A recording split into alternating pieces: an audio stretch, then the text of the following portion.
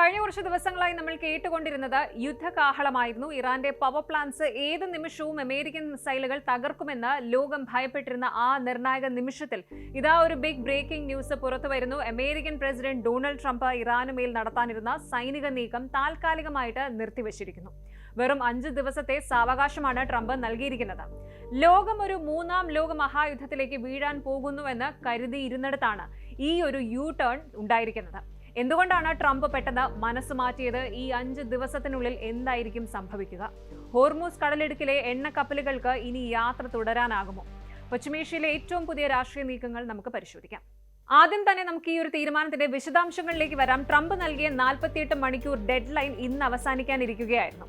ഇറാന്റെ പവർ ഗ്രിഡുകളും എണ്ണക്കപ്പലുകളെ തടയുന്ന സൈനിക കേന്ദ്രങ്ങളും ആക്രമിക്കാൻ US എയർഫോഴ്സ് സജ്ജമായിരുന്നു. എന്നാൽ അവസാന നിമിഷം ട്രംപ് ഈ സ്ട്രൈക്സ് 5 ദിവസത്തേക്ക് നീട്ടിവെച്ചു എന്നാണ് പറയുന്നത്. വൈറ്റ് ഹൌസ് വൃത്തങ്ങൾ നൽകുന്ന സൂചന പ്രകാരം ഖത്തറിന്റെയും ഒമാന്റെയും മധ്യസ്ഥതയിൽ ഇറാനുമായി ഒരു രഹസ്യമായ സമാധാന ചർച്ച പീസ് ടോക്ക് നടക്കുന്നുണ്ട്. ഹോർമൂസ് കടലിടുക്കിൽ ഇറാൻ ഏർപ്പെടുത്തിയ തടസ്സങ്ങൾ നീക്കാൻ തയ്യാറാണെങ്കിൽ ആക്രമണത്തിൽ നിന്ന് പൂർണ്ണമായും പിന്മാറാമെന്നാണ് അമേരിക്കയുടെ നിലപാട്. ഞാൻ യുദ്ധം ആഗ്രഹിക്കുന്നില്ല, പക്ഷേ അമേരിക്കയെ വെല്ലുവിളിക്കാൻ ആരെയും അനുവദിക്കില്ല എന്നാണ് ട്രംപ് തന്റെ പുതിയ പ്രസ്താവനയിൽ പറഞ്ഞത്. എന്തുകൊണ്ടാണ് ട്രംപ് ഇങ്ങനെയൊരു തീരുമാനമെടുത്തത്? ഇതിന് പിന്നിൽ പ്രധാനമായും 3 കാരണങ്ങളാണുള്ളത്. 3 സ്ട്രാറ്റജിക് കാരണങ്ങൾ. ഒന്നാമതായിട്ട് ഗ്ലോബൽ പ്രഷർ. ഇന്ത്യയും ചൈനയും ഉൾപ്പെടെയുള്ള വൻ ശക്തികൾ ഈ യുദ്ധം ആഗോള സമ്പദ് വ്യവസ്ഥയെ തകർക്കുമെന്ന് ട്രംപിന് മുന്നറിയിപ്പ് നൽകിയിരുന്നു. പ്രത്യേകിച്ച് പെട്രോൾ വില 70% വർദ്ധിച്ചത് ലോകമെമ്പാടും പ്രതിഷേധങ്ങൾക്ക് കാരണമായിട്ടുണ്ട്. രണ്ടാമത്തേത് ഹോസ്റ്റേജസ് ആൻഡ് സിവിലിയൻ കൺസേൺസ്. അതായത് ഇറാനിലെ പവർ പ്ലാന്റുകൾ തകർത്താൽ ദശലക്ഷക്കണക്കിന് സാധാരണക്കാർക്ക്, സിവിലിയന്മാർക്ക് വൈദ്യുതിയും വെള്ളവും ഇല്ലാതാകും. ഇത് ഒരു വലിയ ഹ്യൂമാനിറ്റേറിയൻ ക്രൈസിസ് ഉണ്ടാക്കിയേക്കാം. മൂന്നാമത്തേത് സ്ട്രേറ്റ് ഓഫ് ഹോർമൂസിന്റെ കാര്യമാണ്. എണ്ണക്കപ്പലുകൾ സുരക്ഷിതമായി കടന്നു പോകുമെന്ന് ഇറാൻ ഉറപ്പ് നൽകിയാൽ അമേരിക്കയ്ക്ക് സാമ്പത്തികമായി വലിയ ലാഭമുണ്ട്. യുദ്ധം ചെയ്ത് എണ്ണവില വർദ്ധിപ്പിക്കുന്നതിനേക്കാൾ ചർച്ചയിലൂടെ വില കുറയ്ക്കുന്നതാണ് ട്രംപിന്റെ ലക്ഷ്യം. ട്രംപ് ആക്രമണം നീട്ടിവെച്ചുവെങ്കിലും ഇസ്രായേൽ പ്രധാനമന്ത്രി നെതന്യാഹു ഈ ഒരു തീരുമാനത്തോട് പൂർണ്ണമായും യോജിക്കുന്നില്ല. ഞങ്ങളുടെ സുരക്ഷയിൽ വിട്ടുവീഴ്ചയില്ല എന്നാണ് ഇസ്രായേൽ പ്രതിരോധ സേന പറയുന്നത്.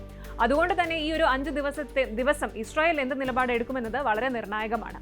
ട്രംപിന്റെ ഈ പ്രഖ്യാപനത്തിന് പിന്നാലെ ആഗോള വിപണിയിൽ ചെറിയൊരു ആശ്വാസം പ്രകടമായിട്ടുണ്ട്. കുതിച്ചുയർന്ന എണ്ണവിലയിൽ നേരിയ കുറവുണ്ടായിട്ടുണ്ട്. ഹോർമുസ് കടലിടുക്ക് തുറന്നു കിട്ടിയാൽ മാത്രമേ എണ്ണവില സാധാരണ നിലയിലേക്ക് എത്തുകയുള്ളൂ. എന്തായാലും ഇന്ത്യയെ സംബന്ധിച്ചിടത്തോളം ഇത് വളരെ പ്രധാനമാണ്. നമ്മുടെ എണ്ണ ഇറക്കുമതിയുടെ വലിയൊരു ഭാഗം പശ്ചിമേഷ്യയിൽ നിന്നാണ്. ഈ 5 ദിവസത്തെ ചർച്ചകൾ പരാജയപ്പെടുകയാണെങ്കിൽ പെട്രോൾ വില ലിറ്ററിന് 200 രൂപ വരെ എത്താൻ സാധ്യതയുണ്ട്. അതുകൊണ്ട് തന്നെ ഭരണകൂടം അതീവ ജാഗ്രതയിലാണ്. രൂപയുടെ മൂല്യം പിടിച്ചു നിർത്താൻ RBI കടുത്ത നിലപാടുകൾ സ്വീകരിക്കുന്നുണ്ട്. ഏതായാലും അടുത്ത 120 മണിക്കൂർ എന്ന് പറയുന്നത് ലോകത്തിന് വളരെ നിർണായകമാണ്. ഇറാൻ തങ്ങളുടെ സൈന്യത്തെ ഹോർമൂസ് കടലിടുക്കിൽ നിന്ന് പിൻവലിക്കുമോ, അതോ ഈ ഒരു സമയം ഉപയോഗിച്ച് അവർ കൂടുതൽ മിസൈലുകൾ സജ്ജമാക്കുമോ? ട്രംപിന്റെ ഈ നീക്കം ഒരു മാസ്റ്റർ സ്ട്രോക്ക് ആണോ, അതോ ഇറാന് സമയം നൽകുന്ന ഒരു അബദ്ധമാണോ എന്ന് കണ്ടറിയണം. രഹസ്യ കേന്ദ്രങ്ങളിൽ നടക്കുന്ന ചർച്ചകളിൽ ഖത്തർ വലിയ പങ്കാണ് വഹിക്കുന്നത്.